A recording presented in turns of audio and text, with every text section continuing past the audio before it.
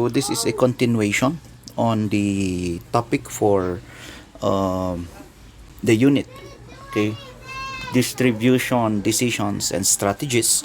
Okay, so in the previous recorded lecture, okay, we've discussed about marketing channels. So let's move on. Okay, with the part 2 of the unit. Okay, we have physical distribution. So in the slide, okay, and as well as provided in the handout, there are chapter objectives. So at the end of the chapter, okay, we should define and discuss the following. What is physical distribution? The objectives of physical distribution. Elements of an efficient physical distribution. Inventory planning and control. Transportation. Warehousing. Order processing, as well as materials handling. So when we talk about physical distribution, it's a type of marketing function, or it's a marketing function which facilitates the movement of physical goods from the manufacturer to the location of your final consumers or your ultimate users. Okay? For example, okay, we have, let us say, products being offered in the market like supplies, parts, as well as raw materials. So these are the requirements needed, okay, in order to produce, okay, a good, if a finished product, and then the firm, okay, will place this on their warehouses. Okay, they may offer it to different wholesalers, retailers, and then, okay, the products will move to the end users. Okay, so in the supply chain management, there are, okay, factors that we need to consider. That's why in physical distribution, it's a combination, okay, of your marketing channels together, okay, with the different elements of physical distribution, which are order processing, inventory control, warehousing, materials handling, as well as transportation. Okay, so when we talk about your marketing channels, we have your service channels, you have your distribution channels, as well as communication channels. So let's talk about, okay, physical distribution management. It is the development and operation of processes resulting in the effective and efficient physical flow of products. So resources are being procured or acquired by different companies. So of course, okay, they need to consider the purchasing process, okay, of different materials, equipments necessary in order for them, okay, to economize on or reduce, okay, the cost of, okay, buying such or availing such resources, as well as, okay, once that they've converted already, okay, such resources into a finished product, they need also to consider how are they going to, okay, reach their target market. So are they going to use direct distribution approach? So they will sell directly the products to end users, or, okay, with the use of middlemen. So it's an indirect distribution approach. So it can be in the form of a wholesaler, retailer, or any, okay, entity that, okay, delivers the products to your target market. So what are the different opportunities for a firm to compete effectively? So it may improve customer service. So when we talk about, okay, customer service, the company should have, okay, a prompt response or action, okay, as regard to its, okay, customers, as well as they need to assure that the products that they offer in the market should be in, okay, should comply or conform with quality standards. Okay, and then the company should also consider their tangibles. Okay, so it also helps in facilitating, no, or improving customer service. As well as, okay, we have this so-called empathy, no? So if you have your business, of course, you need to place yourself in the situation of your market, okay, so that you should understand more, okay, their buying habits, their behavior, and so forth and so on. And then, okay, if customers, okay, are buying products from you, definitely they may depend, okay, on it. So, okay, you are also, okay, ensuring reliability about those goods, okay, being offered. Aside from it, okay, as another opportunity for a business is that it reduces distribution costs.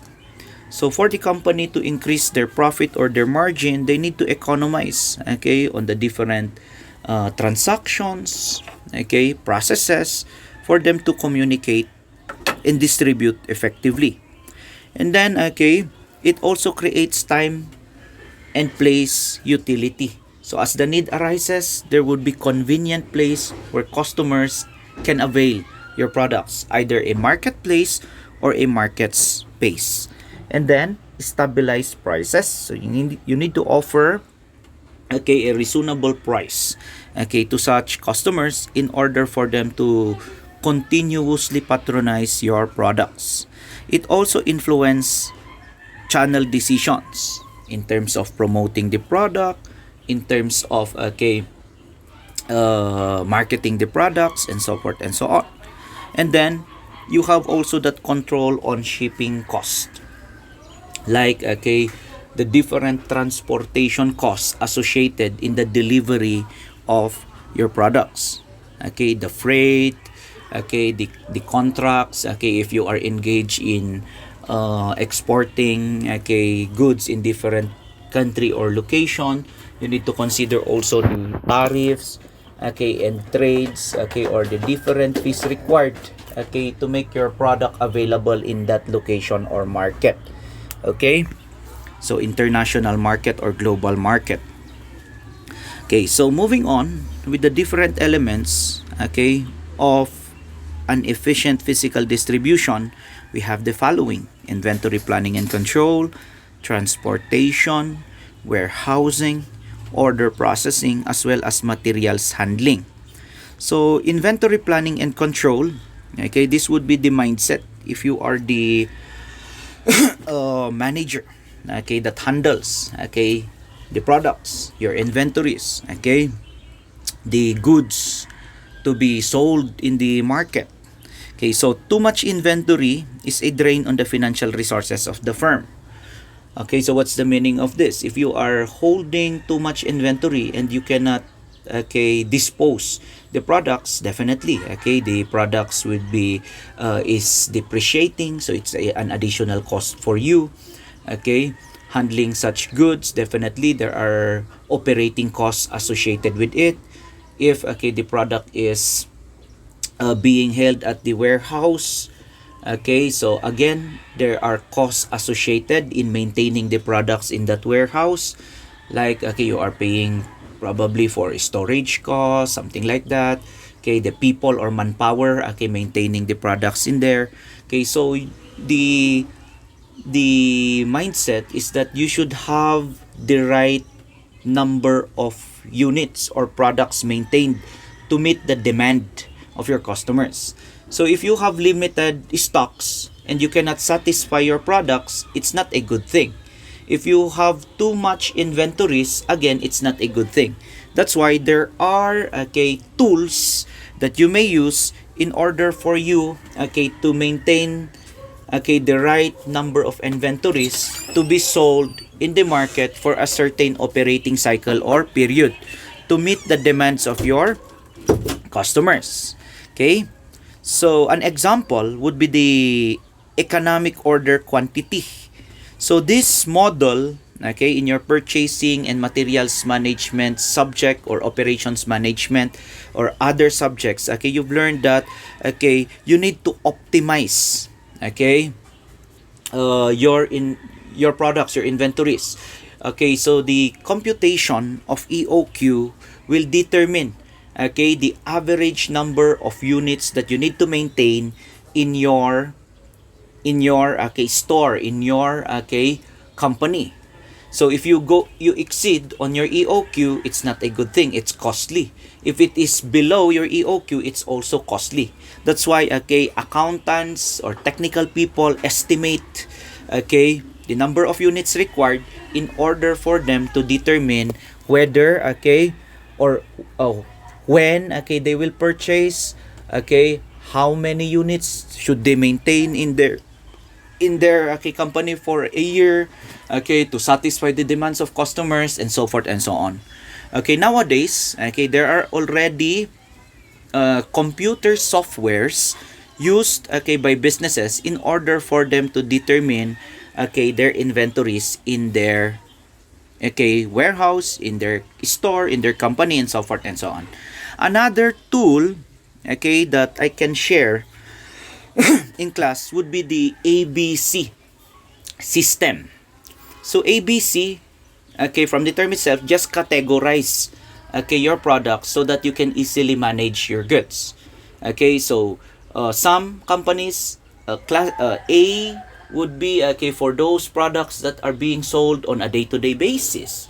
B, these are seasonal products. C, these are expensive products. Something like that. So in your retail management subject, you have learned about clustering. Your products, basing it on its characteristic. Like when you enter, for example, when you enter a grocery, there are products wherein it is classified as frozen foods. There are also dry goods. There are or you can see there for kitchen, for cosmetics, something like that. So you need to cluster your goods in order for you to easily manage such inventories. And then we also have this so-called just-in-time system or JIT system. So just-in-time was introduced by Taiichi Ono. So when we talk about Japanese proponent of the just-in-time system, so if there are orders from customers, then you need to make the products and then meet the deadline or meet the stipulated date of delivery. And then you need to deliver those products just in time from the term itself. So why is it that you are doing this? To avoid any storage cost or warehousing costs and so forth and so on. And then another tool in managing inventories, we have the so-called two-bin method. No? Two-bin. Just imagine there are two containers. So one, you have your goods. The other one would be your buffer, your safety stock. So if products are being sold, then the container is being depleted. So the purpose of the second container is to fill it up while waiting for orders to arrive.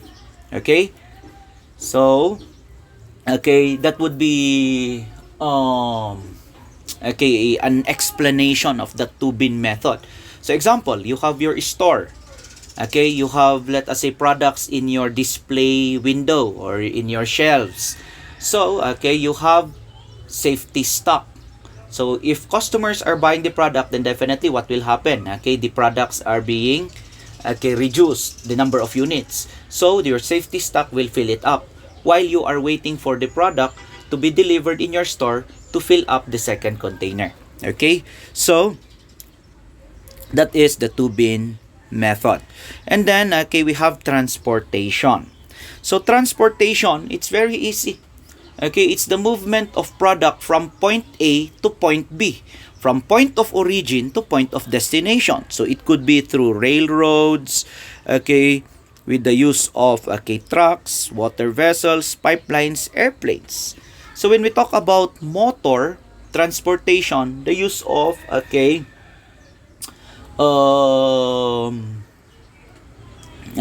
use of delivery trucks, motor vehicles. So it is a form of a land transportation. Example, you are producing, let us say, breads. And then, The delivery truck will load, or you will load this to the delivery truck, and then it will move to that location wherein it would be dropped. So let us say from Baguio going to La Trinidad. Okay, so it's a form of land transportation. Okay, so some companies, they can also use railways. Okay, the use of a train to transport products. Okay, so but in Manila, okay, if you are familiar with LRT and MRT, okay, the railway is used to transport human resources, okay, people, because they will be going to different workplace. Okay, so moving on, we have also water vessels like container ships, cargo ships.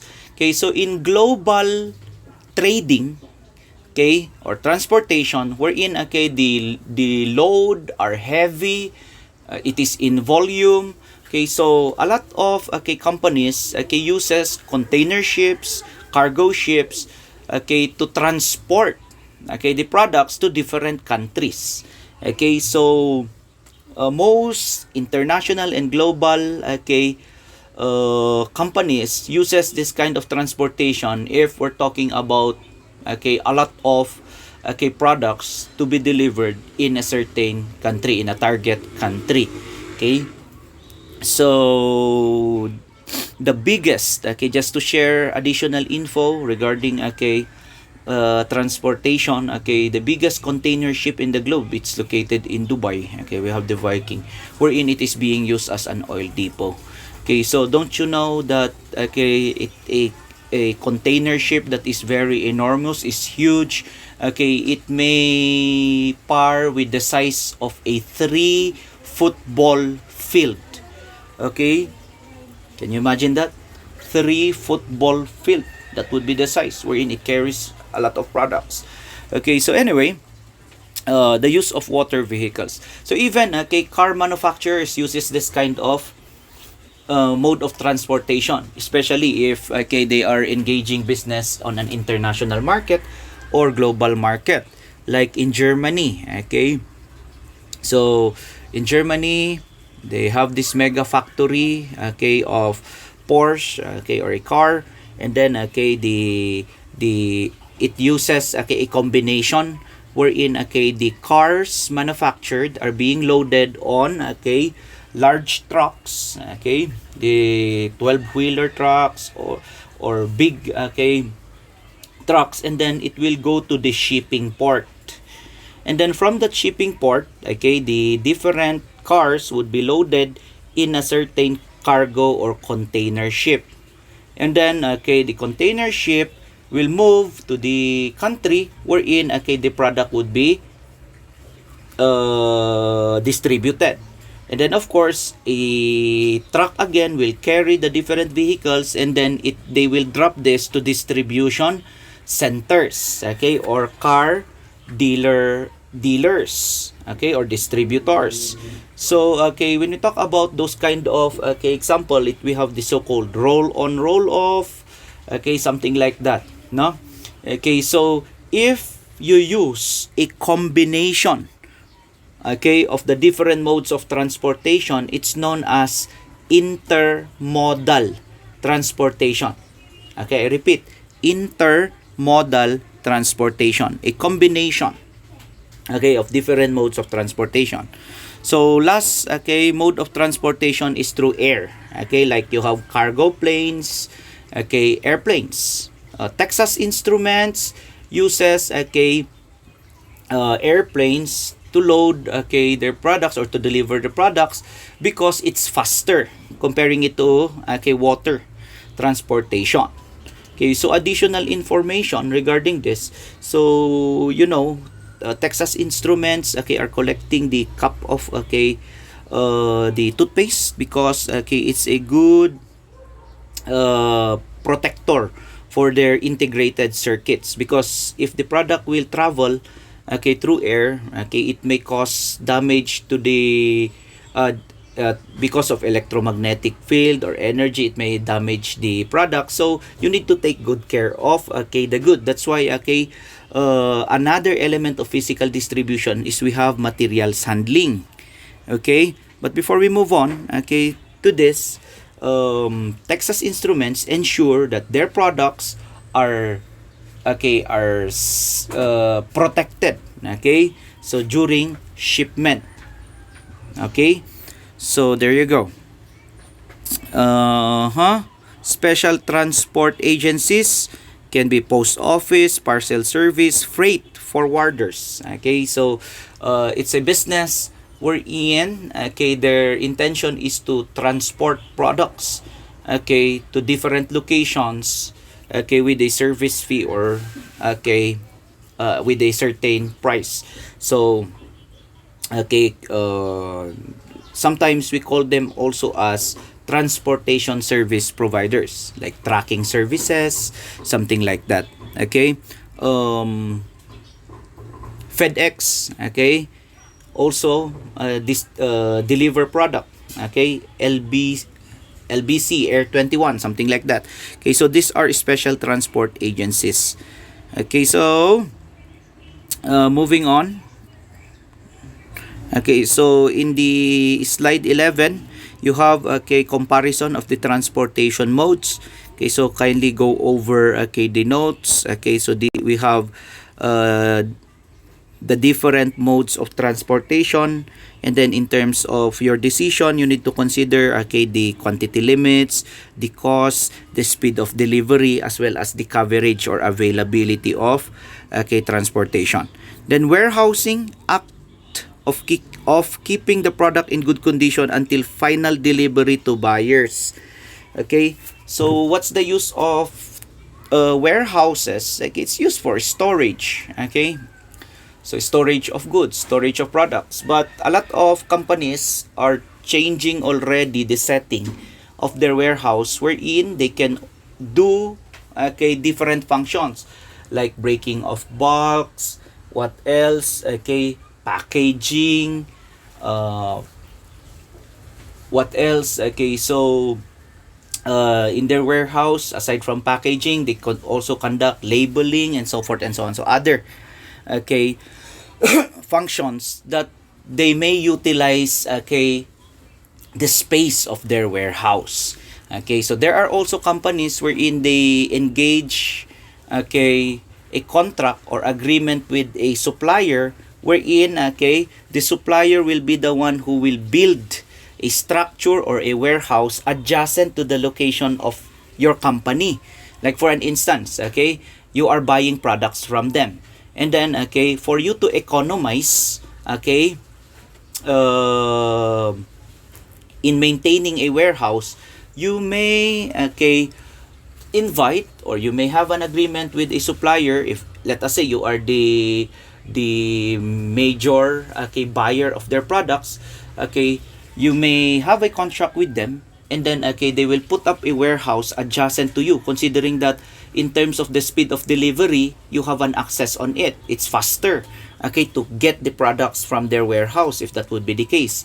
But, okay, the supplier will maintain, okay, the warehouse. It's not you who will be spending money, okay, for that warehouse, but it's the supplier. So the strategy is known as vendor managed inventories. Okay, so VMI.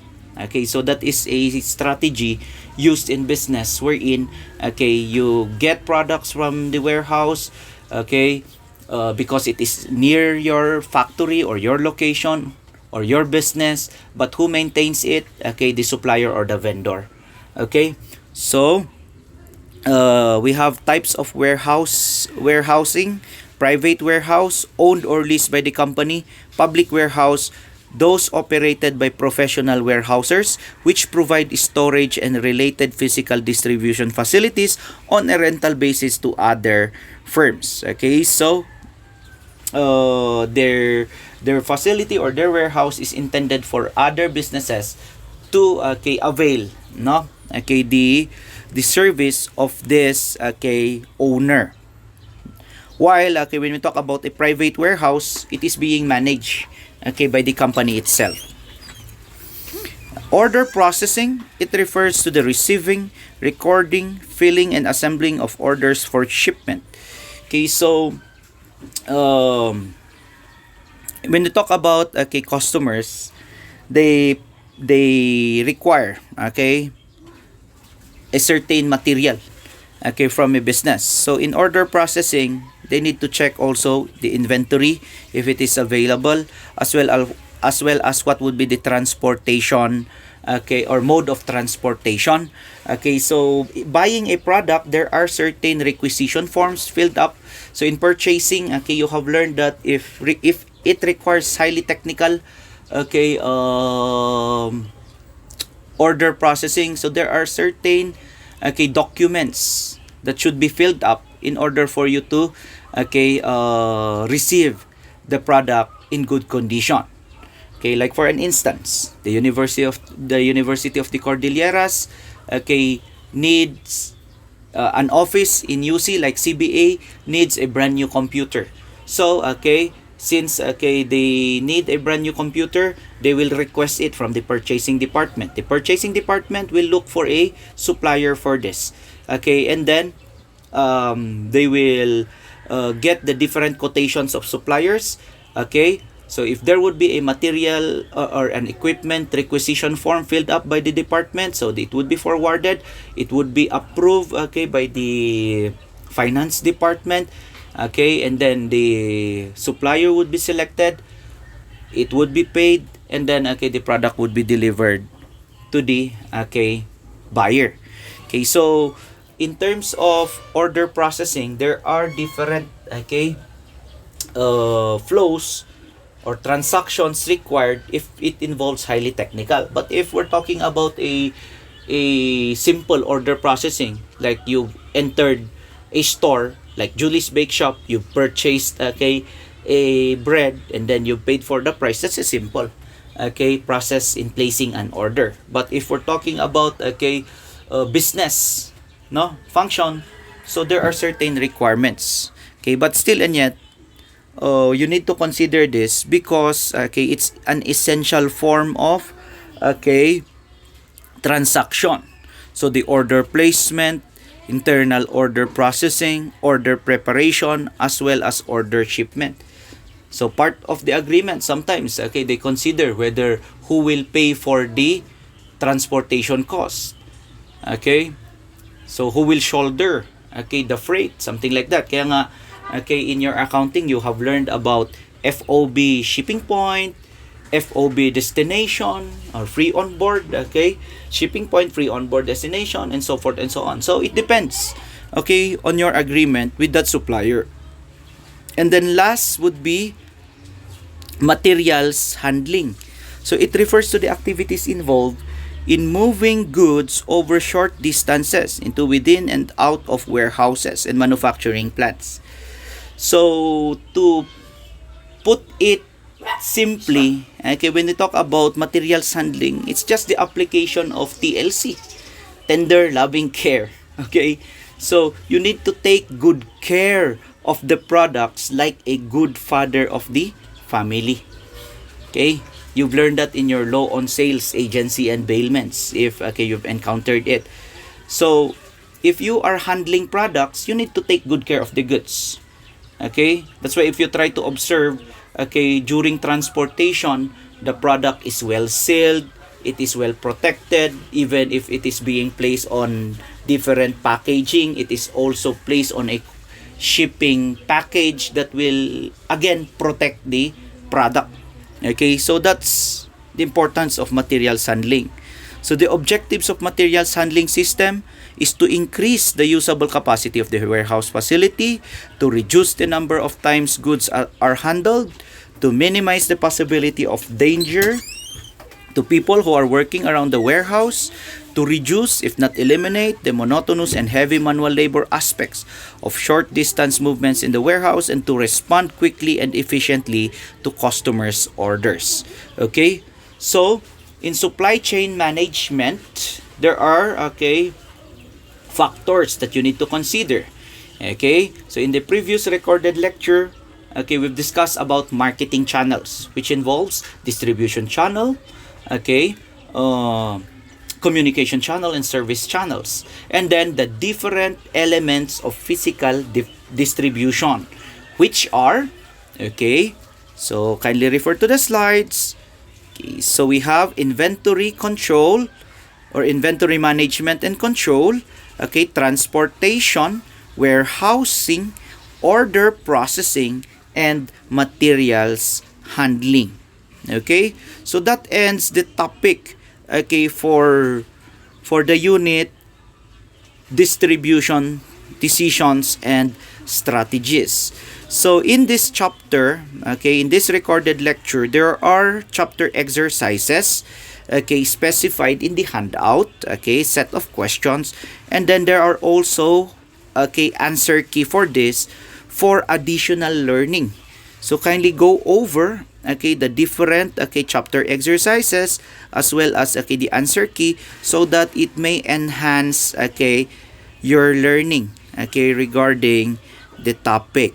Okay, so that ends, okay, the topic for, okay, the component of your marketing mix known as the place. Okay, so thank you so much. Have a blessed day.